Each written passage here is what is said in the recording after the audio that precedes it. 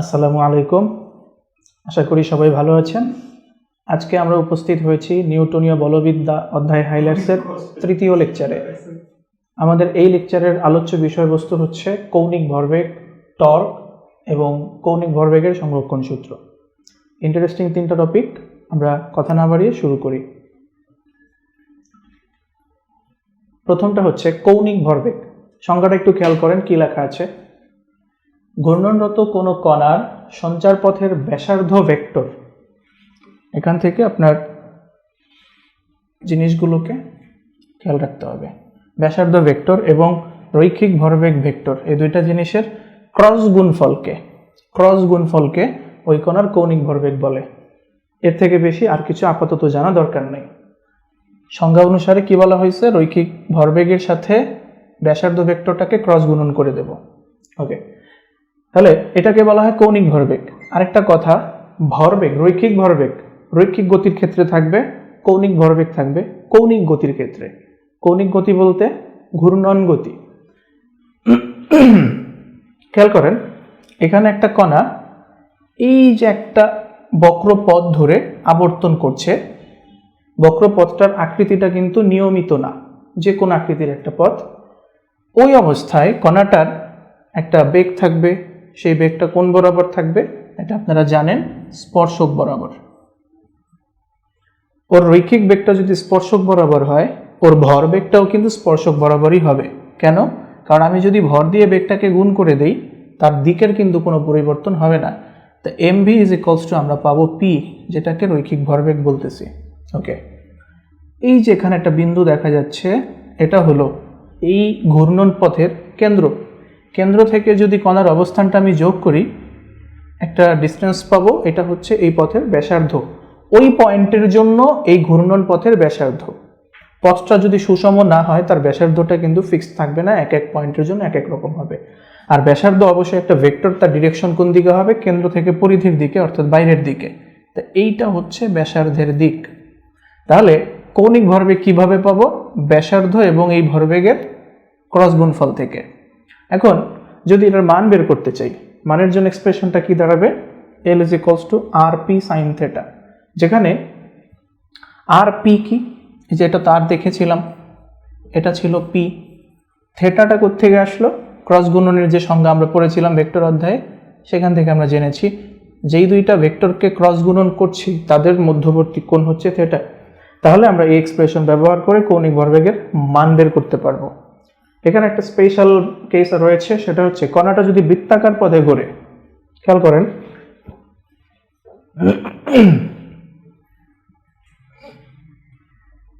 এখানে একটা বৃত্ত আমরা ধরে নিলাম। আরে ভাই, ওকে, ধরেন একটা কণা এরকম একটা বৃত্তাকার পথে ঘুরতেছে। সেক্ষেত্রে এই হচ্ছে ধরেন তার কেন্দ্র, এই হলো তার ব্যাসার্ধ। এই অবস্থায় যদি আমি ওই কণাটার ভরবেগ দেখাই, সেটা তো স্পর্শক বরাবর হবে, আমরা দেখলাম একটু আগে। এই অবস্থায় দেখেন তো, ব্যাসার্ধ ভেক্টর এবং ভরবেগ ভেক্টরের মধ্যবর্তী কোণটা কত আছে? 90 ডিগ্রি। কণাটা যেখানেই থাকুক না কেন, বৃত্তাকার পথে ঘুরলে স্পর্শক এবং ব্যাসার্ধের মধ্যবর্তী কোণ থাকবে 90 ডিগ্রি। তাহলে এই যে কৌণিক ভরবেগের মান পাইলাম, সেই ফর্মুলার মধ্যে আমরা কোণের মানটা বসায় দিলাম। এখানে খেয়াল রাখবেন, এই থেটাটা কিন্তু কৌণিক সরণ না, মধ্যবর্তী কোণ। ওকে, তো 90 বসায় দেন, আর পি হইল, পি কে ভাঙে লিখলে mv হবে। আবার ভি কে যদি আমরা ভেঙে লিখি আর ওমেগা, কৌণিক বেগ এবং রৈখিক বেগের সম্পর্ক আমরা পড়ে এসেছি। এখন এই আর গুণ হইলো আর স্কোয়ার হইলো, এমটা সামনে ওমেগা এখানে। এখন বলেন এই এম আর স্কোয়ার মানে আমরা গত ক্লাসে পড়েছিলাম কি ছিল? জড়তার ভ্রামক। আর এই ওমেগা রয়ে গেল। তাহলে কৌণিক ভরবেগের একটা নতুন এক্সপ্রেশন পাইলাম, L = I ওমেগা। এটা কখন ব্যবহার করা যাবে? যখন কণাটা বৃত্তাকার পথে ঘুরবে। অন্য কোনো ক্ষেত্রে কিন্তু আপনি এই ফর্মুলা ব্যবহার করতে পারবেন না।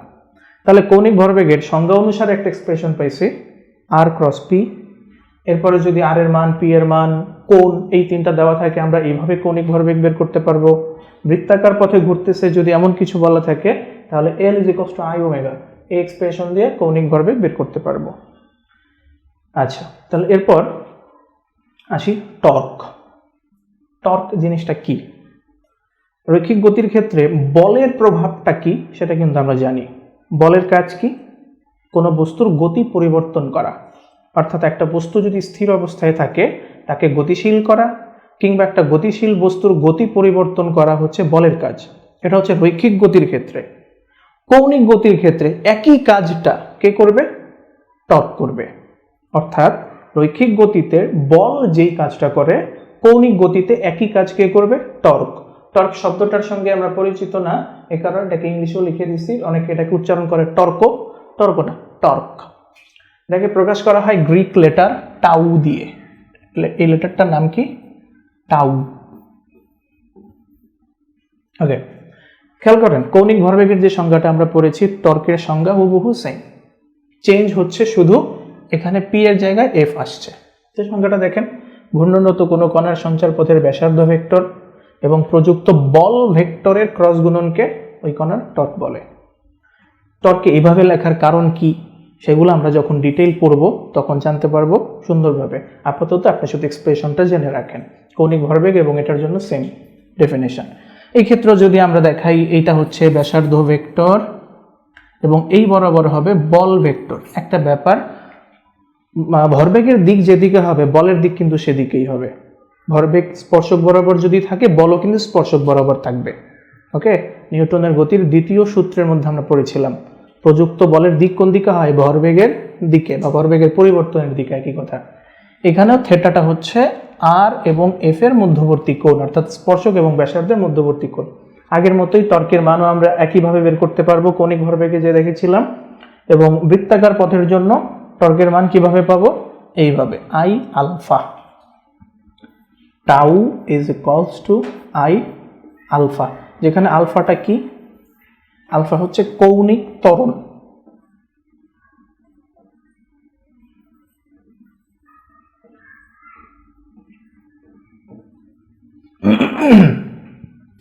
একটা বিষয় এখানে খেয়াল করতে পারেন, সেটা হচ্ছে আমরা কৌণিক ভরবেগটা কি দেখেছি?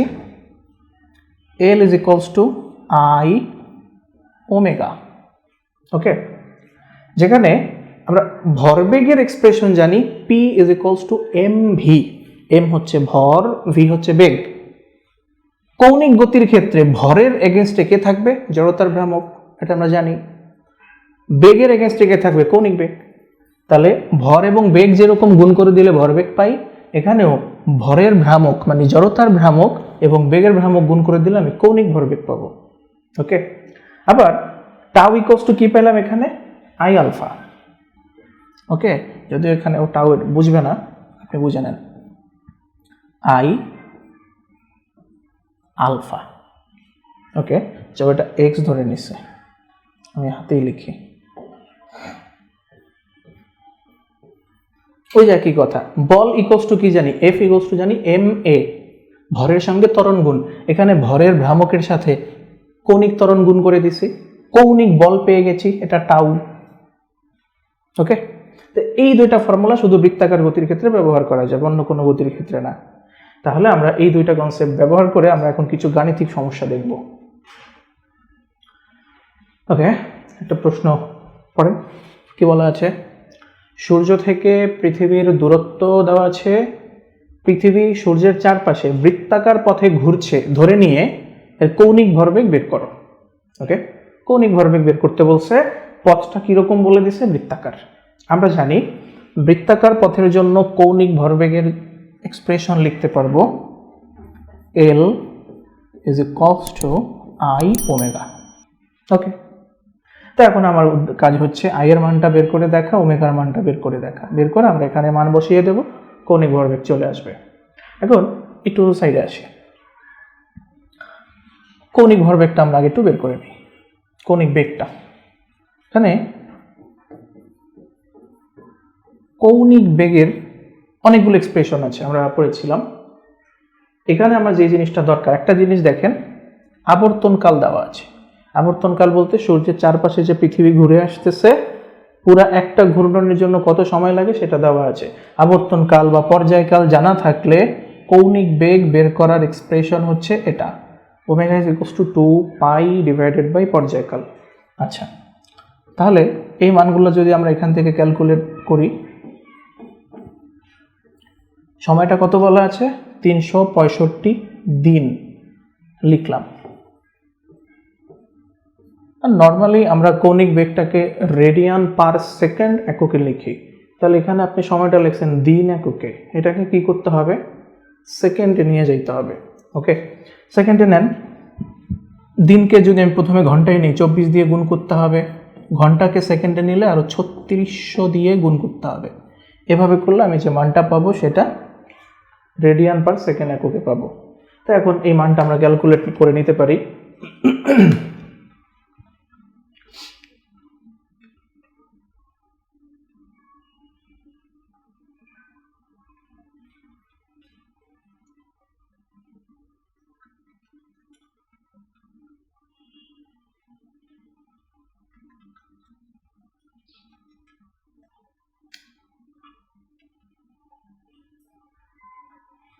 আসতেছে 1.99 10⁻⁻7 রেডিয়ান পার সেকেন্ড কৌণিক বেগ পেয়ে গেলাম। তো এখন আই এর সঙ্গে ওমেগা গুণ করতে হবে। দেখেন আই জড়তার ভ্রামক। এখন পৃথিবীর জন্য জড়তার ভ্রামক আপনি কিভাবে লিখবেন, গোলকের ফর্মুলা দিবেন, কোনো দরকার নাই। দেখেন এখানে হচ্ছে পৃথিবীটা সূর্যকে কেন্দ্র করে ঘুরছে, দূরত্বটা কিন্তু হিউজ। ওই দূরত্বের রেসপেক্টে পৃথিবীটা কি গোলক নাকি আমার মাথা কোনোটাই বোঝা যাবে না, একটা বিন্দুর মতো মনে হবে। তো শুধু বিন্দু হইলে তার জড়তার ভ্রামককে আমরা কিভাবে লিখি, a/r² সঙ্গে তো ওমেগা আছে। ওকে, এখন দেখেন পৃথিবীর ভর দেওয়া আছে, সূর্য থেকে পৃথিবীর দূরত্ব কত সেটা দেওয়া আছে, ওটাই হচ্ছে ব্যাসার্ধ, বসায় দেন। ভরটা কত দেওয়া আছে, 6 × 10⁻24, দূরত্বটা আছে 1.5 10⁻11 মিটার, এটা স্কয়ার হবে। আর ওমেগাটা আমরা ওইখানে বের করেছিলাম কত, 1.99 × 10⁻⁻7। তো এখন আমরা এটা এখানে বসায় দিলে আমরা কৌণিক ভরবেগের মানটা পেয়ে যাব।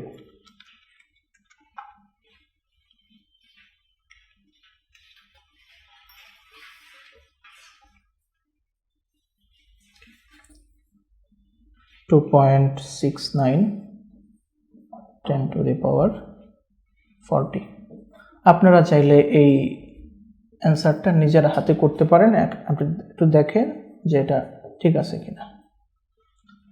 একটা ব্যাপারে যে কৌণিক ভরবেগের এককটা একটু দেখে নেবেন। রৈখিক ভরবেগের একক ছিল কি, কেজি মিটার পার সেকেন্ড। কৌণিক ভরবেগ বের করার সময় আমরা কি করেছিলাম, ব্যাসার্ধ দিয়ে রৈখিক ভরবেগকে গুণ করেছিলাম। তাহলে কেজি মিটার পার সেকেন্ডের সঙ্গে আরেকটা মিটার গুণ হবে, KG meter square per second হবে। ওকে, আশা করি ম্যাথটা বুঝতে পারছেন, খুবই সিম্পল। তাহলে আমরা পরবর্তী ম্যাথে যাই। কি বলা আছে, একটি ঘূর্ণনরত কণার ব্যাসার্ধ ভেক্টর দেওয়া আছে এত মিটার এবং প্রযুক্ত বল এত নিউটন হলে টর্কের মান কত, টর্কের মান কত। ওকে, তা আমরা দেখেন সংজ্ঞা অনুসারে কিন্তু টর্কটাকে এইভাবে লিখতে পারি, আমরা জানি tau is equals to r cross F. আচ্ছা, তাহলে আর এবং এফ কিন্তু ভেক্টর আকারে দেওয়া আছে, আমরা দুইটাকে জাস্ট ক্রস গুণন করে দেব। ক্রস গুণন কিভাবে করতে হয় আমরা জানি, নির্ণায়ক দিয়ে আই জে কে। এরপরে প্রথমে যে ভেক্টরটা আছে আর, আর ভেক্টরের আই জে কে এর সহগগুলো এখানে লিখব।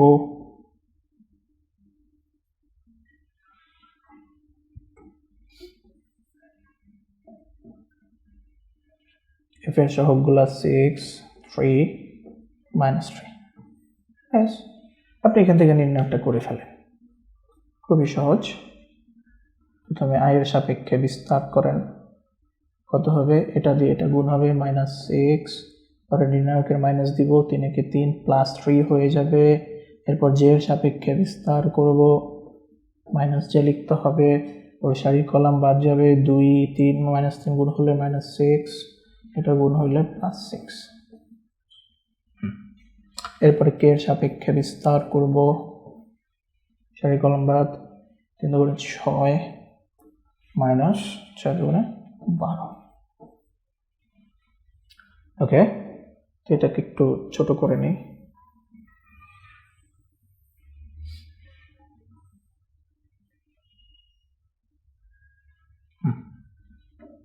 ওকে, তো এখন দেখেন এটাকে একটু হালকা নাড়াচাড়া দিলেই হিসাবটা চলে আসবে। কত আসবে?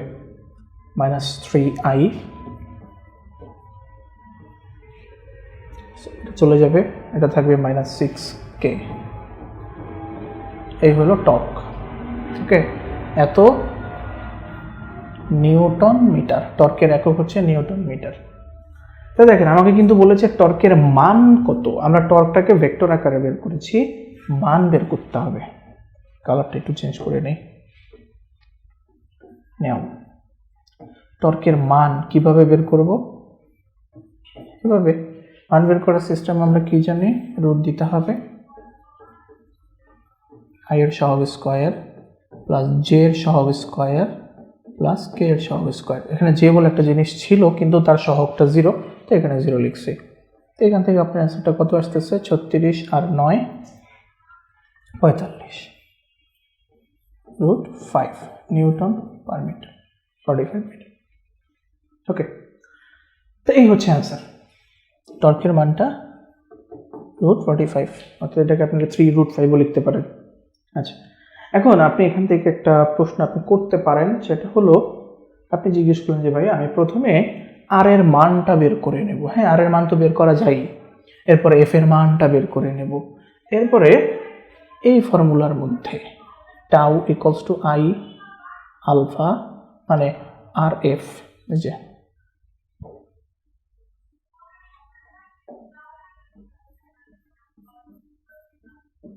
এই ফর্মুলা দিয়ে আমি করে ফেললাম।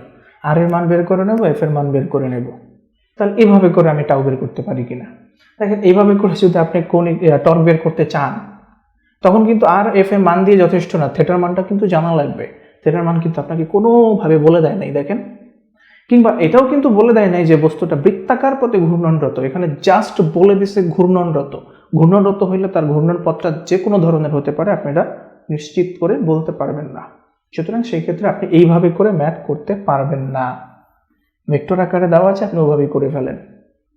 যদি বৃত্তাকার পথেও ঘুরে থাকে, যেভাবে দেওয়া আছে এভাবেই করে ফেলেন, এক্সট্রা কোনো প্যারা নেওয়া লাগবে না। ওকে, এটাই। তো ম্যাথটা খুবই সহজ ছিল। আমরা দেখি সামনে কি আছে। ইয়েস, আরেকটা ম্যাথ আছে। কি বলা আছে এখানে? 8 কেজি ভরের একটি নিরেট সিলিন্ডার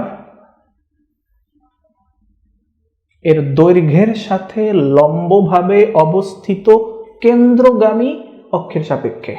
একটু চিত্রটা দেখি, তাহলে আমাদের একটু হিসাবটা সুবিধা হবে।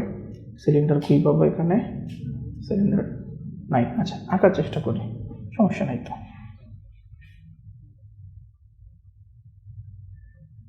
ওকে, তো এটা একটা, সেমটাকে যদি আমি কপি করি, কপি করা যাবে না?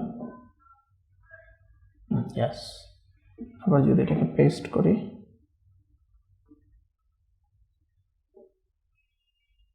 পেস্ট খুঁজে পাচ্ছি না, আমি আবার আঁকবো, ব্যাপার না।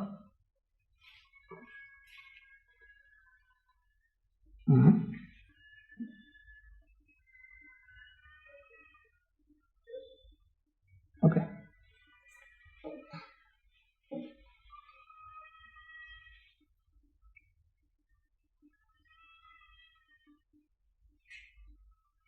ওকে, একটু ব্যাঘাতারা হয়ে গেছে, সমস্যা নেই, মন খারাপ করবেন না। দেখেন, এটা নিরেট সিলিন্ডারের কথা বলছে। সে কি করতেছে? একটা দৈর্ঘ্যের সাথে লম্বভাবে অবস্থিত কেন্দ্রগামী অক্ষের সাপেক্ষে ঘুরতেছে। অর্থাৎ এখানে যে সিলিন্ডারটা আমরা নিচ্ছি, সেই সিলিন্ডারটা তার নিজের দৈর্ঘ্যের সাথে লম্বভাবে কেন্দ্রগামী অক্ষের সাপেক্ষে ঘুরতেছে। কেন্দ্রগামী যেহেতু বলছে, অক্ষটা অবশ্যই মাঝখান দিয়ে যাবে, এবং মাঝখান দিয়ে কিভাবে যাবে? দৈর্ঘ্যের সাথে লম্বভাবে। এই হচ্ছে তার দৈর্ঘ্য। ওকে, নিরেট সিলিন্ডার। আচ্ছা, এরপর কি বলছে? প্রতি সেকেন্ডে 5 বার ঘুরছে। সিলিন্ডারটির দৈর্ঘ্য দেওয়া আছে, ব্যাসার্ধ দেওয়া আছে। ওকে, তাহলে ক নম্বরে বলছে সিলিন্ডারটার কৌণিক ভরবেগ নির্ণয় করো। তো কৌণিক ভরবেগ বের করতে হবে। কৌণিক ভরবেগ খুবই সহজ। ক নম্বর দেখেন, L equals to I omega. কিভাবে লিখে ফেললেন এটা? সিলিন্ডারটা কিভাবে ঘুরতেছে, বৃত্তাকার পথে নাকি কি, তো বলে দিছে, বলে দেওয়া লাগবে না, আপনাকে বুঝতে হবে। একটা ফিক্সড অক্ষের সাপেক্ষে এই বস্তুটা ঘুরতেছে। একটা ফিক্সড অক্ষের সাপেক্ষে যে কোনো বস্তুই যদি ঘোরে, পুরা গতিপথটা কিন্তু একটা বৃত্তাকার পথ সৃষ্টি করবে। যেমন আপনার মাথার উপর যে সিলিং ফ্যানটা ঘুরতেছে, স্থির অবস্থায় কি সে বৃত্ত ছিল? 3 দিকে 3টা পাখা বের হয়ে আছে, কিন্তু যখন সে ঘোরা শুরু করছে, ঘোরা অবস্থায় কিন্তু পুরা শেপটা একটা বৃত্ত তৈরি করে ফেলছে, তাই না? তাহলে তখন ঘূর্ণন পথটা কিন্তু অবশ্যই বৃত্তাকার হবে। তাই নির্দিষ্ট কোন অক্ষের সাপেক্ষে ঘুরলে সেটা অবশ্যই বৃত্তাকার পথ তৈরি করবে বা বৃত্তাকার গতি হবে। আর বৃত্তাকার গতির ক্ষেত্রে আমরা কৌণিক ভরবেগকে এভাবে লিখে ফেলতে পারবো। ইয়েস। তাহলে এখন আমি যদি এখান থেকে কৌণিক ভরবেগ বের করতে চাই, জড়তার ভ্রামকের জন্য ফর্মুলা লিখতে হবে, কৌণিক বেগের জন্য ফর্মুলা লিখতে হবে। আচ্ছা, তাহলে আমরা এত ভেঙে চুরে না লিখে একবারে লিখে ফেলি। খেয়াল করেন, নিরেট সিলিন্ডার দৈর্ঘ্যের সাথে লম্বভাবে কেন্দ্রগামী অক্ষের সাপেক্ষে যদি ঘোরে, ওই অবস্থায় তার জড়তার ভ্রামকের একটা ফর্মুলা আছে। ওকে, আমরা গত ক্লাসে সেটা দেখেছি, বলেছিলাম সবাইকে নোট করে রাখতে। যদি করে থাকেন ভালো, তাহলে দেখেন 1/12 ml square plus 1/4 mr square, এটা হলো তার জড়তার ভ্রামকের ফর্মুলা। এরপর হচ্ছে কৌণিক বেগ ওমেগা। এখানে দেখেন আপনাকে বলে দিছে কোনো পর্যায়কাল দেওয়া নেই, কিন্তু বলা আছে যে প্রতি সেকেন্ডে 5 বার ঘুরছে। ওই অবস্থায় তার কৌণিক বের করার ফর্মুলা হচ্ছে 2n pi divided by T, যেখানে n হচ্ছে ঘূর্ণন সংখ্যা, কতবার ঘুরতেছে, আর এটা হচ্ছে সময়। তাহলে এইভাবে করে যদি আমরা এখানে মানগুলো বসিয়ে দিই, জড়তার কৌণিক ভরবেগের মানটা একবারে চলে আসবে। তাহলে 1/12, m কত আছে 8 কেজি, পুরো দৈর্ঘ্যটা কত আছে 10 সেন্টিমিটার, এটাকে মিটারে নিয়ে লিখব 0.1 স্কয়ার, এরপরে প্লাস 1/4 m 8 কেজি, আর ব্যাসার্ধ কত আছে 5 সেন্টিমিটার, এটাকেও মিটারে নিয়ে লিখতে হবে 0.5 স্কয়ার। ওকে, এটা হচ্ছে আমরা জড়তার ভ্রামকের মানটুকু লিখছি। এবার কৌণিক বেগের জন্য ফর্মুলাগুলো মানগুলো বসাইতে হবে। 2 5 বার ঘুরতেছে, পাইয়ের মান 3.1416 ডিভাইডেড বাই সময়, সময় কত 1 সেকেন্ড, এই যেখানে বলে দিচ্ছে প্রতি সেকেন্ডে 5 বার ঘুরতেছে। ওকে, তো এখন আপনি যদি মানগুলো সব ক্যালকুলেটরে বসান, হিসাব করেন, আপনি কিন্তু একটা অ্যান্সার পেয়ে যাবেন। সেই অ্যান্সারটা কত পাবেন আপনি নিজে করেন। ওকে, একক কি হবে, এত KG meter square per second. এটাকে একটু ছোট করে দিই আপনার জন্য।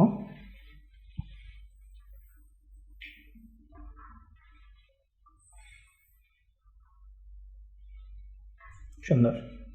ওকে, তো আশা করি ম্যাথটা ক নাম্বার ম্যাথটা বুঝতে পারছেন। এবার খ নাম্বারে যাই। খ নাম্বার কি বলছে, সিলিন্ডারটিকে 10 সেকেন্ডে থামিয়ে দিতে কত টর্ক প্রয়োজন। খেয়াল করেন, সে কিন্তু ঘুরতেছে, ঘূর্ণন অবস্থা দেখে তাকে থামাইতে হবে। থামানোর জন্য কি দরকার, টর্ক দরকার।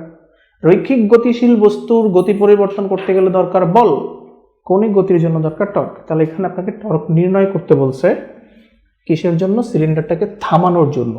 বর্তমানে সে কিন্তু একটা বেগে ঘূর্ণনরত আছে, এটাকে থামিয়ে দিতে হবে, শেষ বেগ হবে 0। তাহলে আমরা পরের স্লাইডে যাই।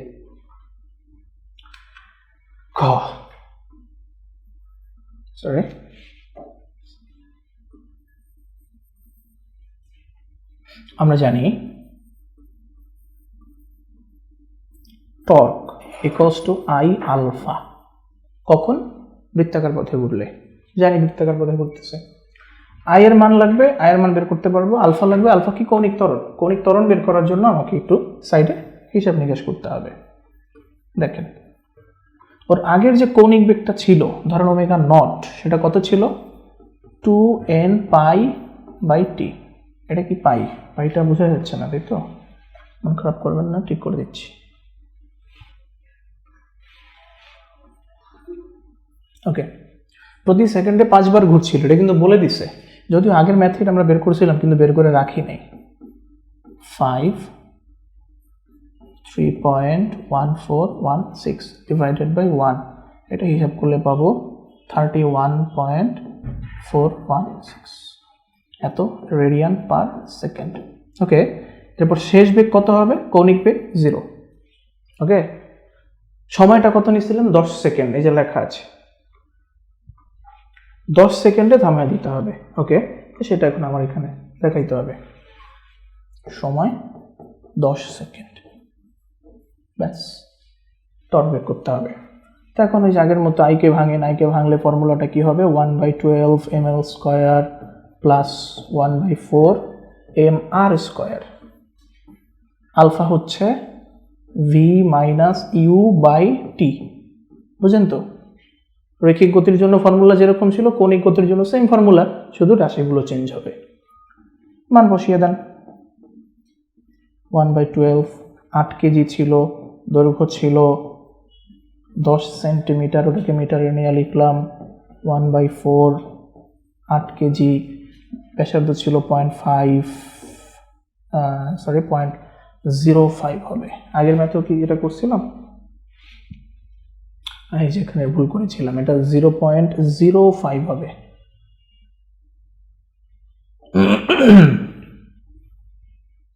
ফাইভ সেন্টিমিটার ছিল, হ্যাঁ, ইয়েস, 0.05।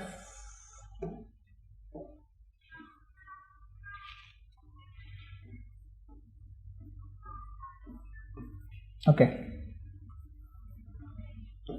এরপরে এখানে ওমেগার মান আমরা জানি 0, ওমেগা নট বের করেছিলাম 31.416 ডিভাইডেড বাই 10 সেকেন্ড।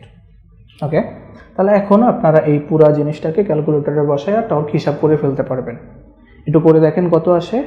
আমি বলে দিচ্ছি, এখানে নেগেটিভ একটা ভ্যালু আপনি পাবেন। নেগেটিভ ভ্যালু কেন? এটা কি বোঝায়? নেগেটিভ ভ্যালু দ্বারা বাধা দানকারী টর্ক বোঝায়। যেহেতু শুরুতে তার একটা স্পিড ছিল, পরে থেমে গেছে, তো অবশ্যই এখানে একটা বাধা প্রয়োগ করা হয়েছে না, সেই বাধাটা বোঝানোর জন্য এখানে নেগেটিভ চিহ্নটা আসবে, তাই তো?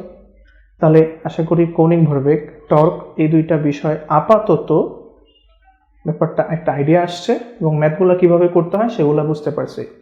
তো এখানে খেয়াল করবেন, এই ধরনের ম্যাথগুলো করার জন্য আপনার কিন্তু গতিবিদ্যার লাস্টের যে টপিকটা আছে কৌণিক গতি, সেটা সম্পর্কে ভালো ধারণা থাকতে হবে। ওকে, তাহলে এবার সামনে আগেই কৌণিক ভরবেগের সংরক্ষণ সূত্র। আমরা ভরবেগের সংরক্ষণ সূত্র পড়েছিলাম। সূত্রটা কি ছিল? কোন একটা সিস্টেমের উপরে যদি টোটাল প্রযুক্ত বল 0 হয়, সেক্ষেত্রে তার ভরবেগ সংরক্ষিত থাকে। কৌণিক ভরবেগের সংরক্ষণ সূত্র একবারে সেম, শুধু ঘটনাটা ঘটবে কৌণিক গতির ক্ষেত্রে। ওকে, তো এখানে কি হবে? ওইখানে আপনি প্রযুক্ত বল 0 বানাইছেন, এখানে প্রযুক্ত টর্ক 0 বানাইতে হবে।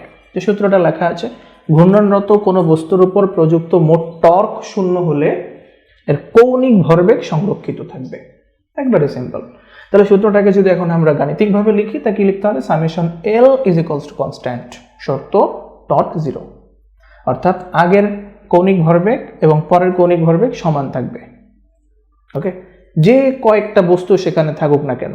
ওকে, যদি আমরা বৃত্তাকার পথের জন্য হিসাবটা লিখি, বৃত্তাকার পথের জন্য দেখেন, এটাকে যদি লিখি Li ইকুয়ালস টু Lf, বৃত্তাকার পথের জন্য।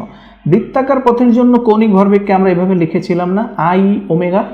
ওকে, তাহলে এখানে আই ওমেগা আই লেখা যাবে, এটাকে লেখা যাবে আবার একইভাবে আই এফ ওমেগা এফ, যেখানে আই দ্বারা ইনিশিয়াল বা পূর্বের, আর এটা দ্বারা ফাইনাল বা পরের অবস্থা বোঝাচ্ছে। এখন যদি আমার কাছে অনেকগুলো ঘটনা থাকে, অনেকগুলো কেস থাকে, যে সেই ক্ষেত্রে এই ব্যাপারটাকে আমরা এইভাবে লিখতে পারবো, I1 omega 1 equals to I2 omega 2 equals to I3 omega 3। মানে আমি জড়তার ভ্রামকের ভিন্ন ভিন্ন মান দেখায়া ওই ক্ষেত্রে যে কৌণিক বেগগুলো পাবো সেগুলোর গুণফল কনস্ট্যান্ট থাকবে। তো দুইটা বস্তুর জন্য আমরা এই ফর্মুলাটা ব্যবহার করতে পারবো।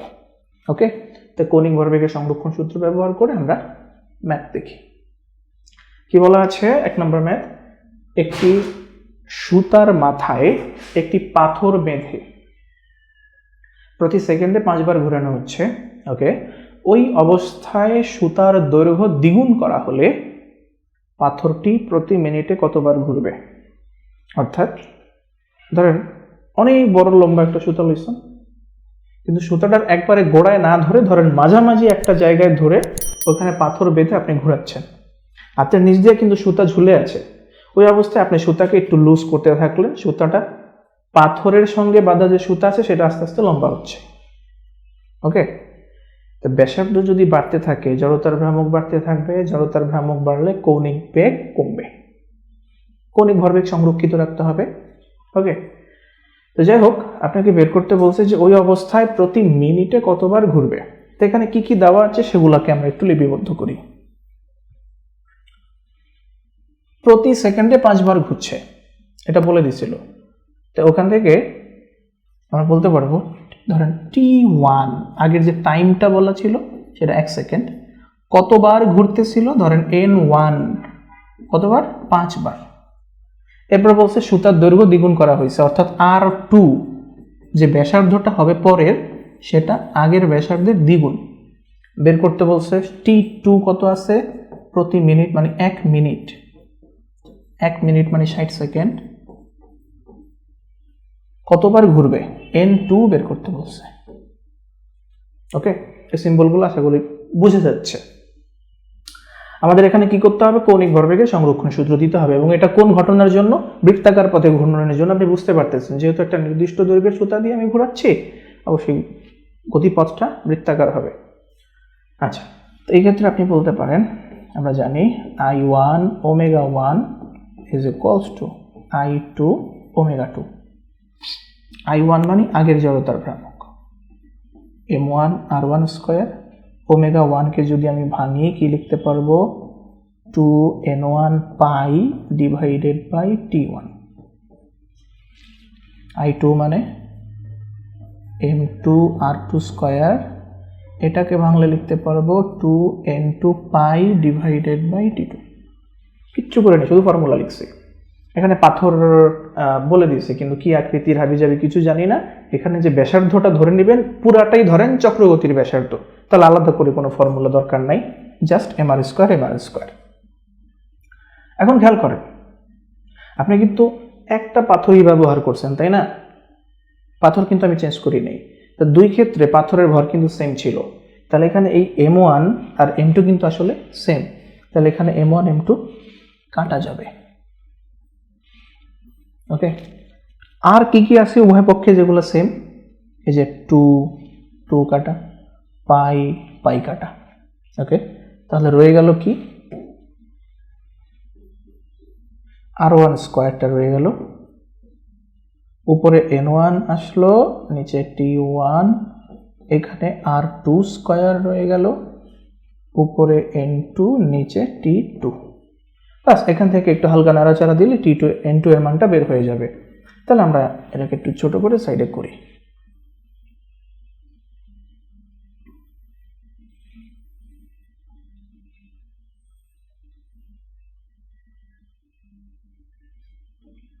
ওকে, n2 বের করবো। n2 ইকুয়ালস টু কি লেখা যাচ্ছে এখানে,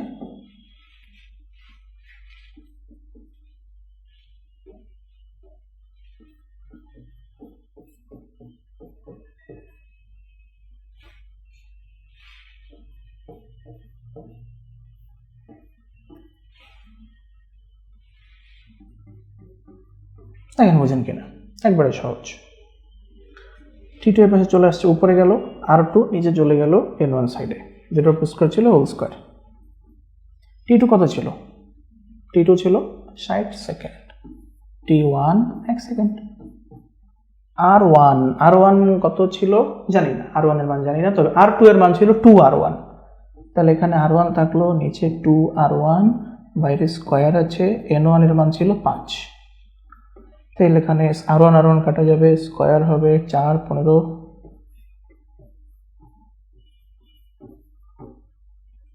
দেখেন এটা হবে কিনা, প্রতি মিনিটে 75 বার ঘুরবে। কিভাবে, যেখানে 4 ছিল, 4 থেকে কাটাকাটি করলে 15, 5 15 75 বার, অর্থাৎ সুতার দৈর্ঘ্য যদি আমি দ্বিগুণ করে ফেলি প্রতি মিনিটে সে 75 বার ঘুরবে। ওকে, এটাই অ্যান্সার। তাহলে আমরা সামনে আরেকটা ম্যাথ দেখি। ওকে, বড় একটা প্রশ্ন। একজন সার্কাস খেলোয়াড় একটি দড়ির মাথায় 5টি হাতির ডিম বেঁধে আনুভূমিক তলে প্রতি সেকেন্ডে 2 বার করে ঘোরাচ্ছে।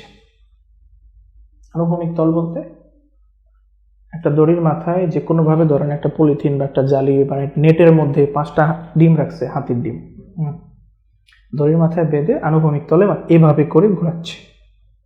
এভাবে না, কিন্তু এভাবে মাথার উপর দিয়ে ঘোরাচ্ছে, প্রতি সেকেন্ডে 2 বার করে ঘোরাচ্ছে। ওই অবস্থায় সে কি করতেছে, দড়ির দৈর্ঘ্য ক্রমাগত ছোট করতেছে। কিভাবে ছোট করবে? কেটে দিলে তো পড়ে যাবে। ওই যে নিচে যে সুতাটুকু ঝুলে আছিল ওটা ধরে নিচের দিকে টান দিচ্ছে, এই যে ঘোরাচ্ছে নিচের দিকে টান দিচ্ছে, সুতার দৈর্ঘ্য এভাবে করে ছোট করতেছে। যেই মুহূর্তে দড়ির দৈর্ঘ্য অর্ধেক হয়ে গেছে, ওই অবস্থায় কয়েকটা ডিম ভেঙে নিচে পড়ে গেছে। ওকে, ফলে কি বলছে, ফলে অবশিষ্ট ডিম সহ দড়িটি প্রতি মিনিটে 800 বার ঘুরতে শুরু করে। ওকে, কয়টি ডিম ভেঙেছিল? নাইস প্রশ্ন। কয়টা ডিম ভেঙেছিল সেটা আপনাকে কৌণিক ভরবেগের সংরক্ষণ সূত্র দিয়ে বের করতে হবে। আচ্ছা, আমাদের কাছে কি কি ইনফরমেশন আছে সেটা একটু দেখার চেষ্টা করি। খেয়াল করেন, 5টি হাতির ডিম ছিল। ওকে, এটা ধরে নেন। তাহলে হাতির ডিমের যে ভর ছিল m1 আগে, সেটা ধরেন 5m। এক একটার ভর তো জানি না, m ধরে নিলাম। তা আগের টোটাল ভর ছিল 5m, 5টা ডিম ছিল। তাই আনুভূমিক তলে প্রতি সেকেন্ডে 2 বার ঘোরাচ্ছে। t1 এক সেকেন্ড, কতবার ঘোরাচ্ছে? 2 বার। n1 এর মান 2। ওই অবস্থায় সে সুতার দৈর্ঘ্য ছোট করছে, দড়ির দৈর্ঘ্য অর্ধেক হয়ে গেছে। r2 এর মান হচ্ছে হাফ r1। এরপরে কয়েকটা ডিম ভেঙে পড়ে গেছে। এরপরে বলছে ডিম সহ দড়িটি প্রতি মিনিটে 800 বার ঘুরছে। t2 এটা আছে 1 মিনিট, মানে 60 সেকেন্ড। n2 বলা আছে কত? 800 বার। বের করতে হবে কি? m2। পরবর্তীতে টোটাল ডিমের ভর কত ছিল সেটা বের করতে পারলেই কিন্তু আমরা বুঝতে পারবো কয়টা ডিম ভেঙে গেছে। তাহলে এখন দেখেন কৌণিক ভরবেগের সংরক্ষণ সূত্রটা আমরা কি জানি? I1 ω1 equals to I2 ω2। I1 কে কি লিখবেন? m1 r1 স্কয়ার, এর আগে লিখবো 2n1 pi divided by t1। এখানে